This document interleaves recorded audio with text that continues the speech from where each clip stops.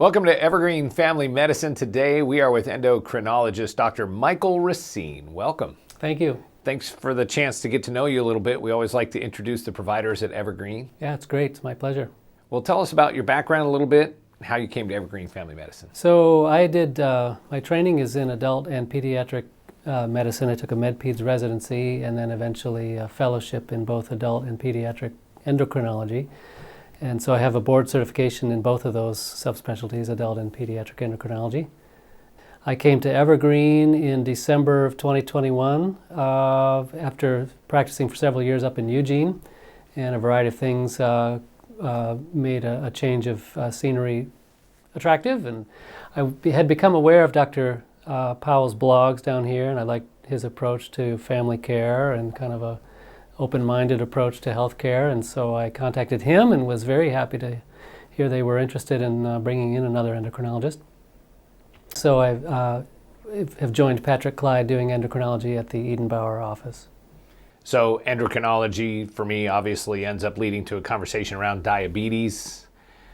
Two things come to mind for me. One is the conversation around how important diet is and exercise in that, but also T1D and juvenile diabetes essentially. Tell us a little bit more about that. And the point of bringing all of that up is the support that's here in Douglas County now with experts like yourself who are able to provide support and help for those people with type 1 diabetes. It is a relatively rare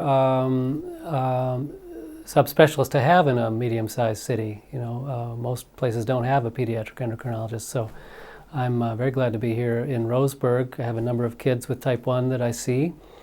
We have kind of a growing support network. We've recently hired a nurse, Emma Spear, who is functioning now as our diabetes educator. She's close to earning her certified diabetes educator certification, and she has a lot of experience.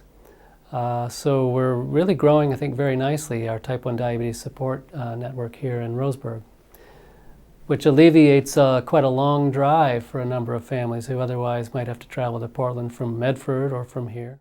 Well, type 1 diabetes is obviously not the only thing you do. Talk about some of the other conditions or areas of specialty maybe that you have. You know, Dr. Clyde and I think are a good complementary partnership, really. He has experience and specialty with doing thyroid nodule biopsies, so I send my thyroid nodules that need biopsying to him. We both treat people with type 2 diabetes. That's probably the single thing that we see the most of, adults with type 2 diabetes. And so I'm very involved with that as well. And then, of course, we're seeing people with thyroid conditions and adrenal conditions and things like that. But type 2 diabetes makes up the lion's share of what we do. What interests me about type 2 diabetes is the degree to which it really is a nutritional disease that can very often have a nutritional answer to it. Even a cure might not be too strong of a wording, depending on availability of healthy plant foods and so on. So that interests me quite a lot, how plant foods can help the body's metabolism to revert back towards normal, and that's gratifying to see. And of course I use a combination of medicines as well when needed.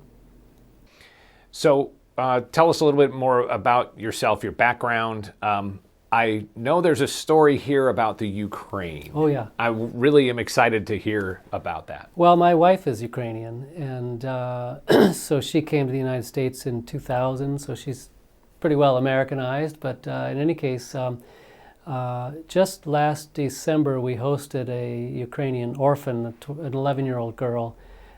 She was with us for the holidays for 4 weeks, and long before the 4 weeks were up, we realized we loved this kid and she seemed to love us. And so to make a long story short, she has 2 older siblings, and we're making plans to adopt the 3 of them.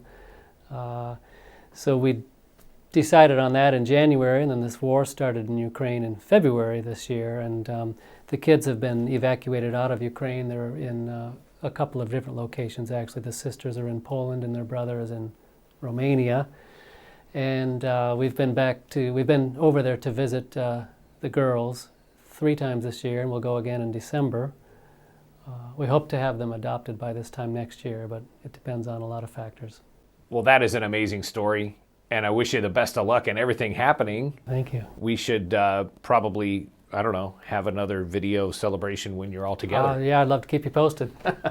Dr. Michael Racine, endocrinologist with Evergreen Family Medicine. You can see more information about all the providers at Evergreen at evergreenfamilymedicine.com. And you can follow Evergreen on YouTube, Twitter, Instagram, and Facebook.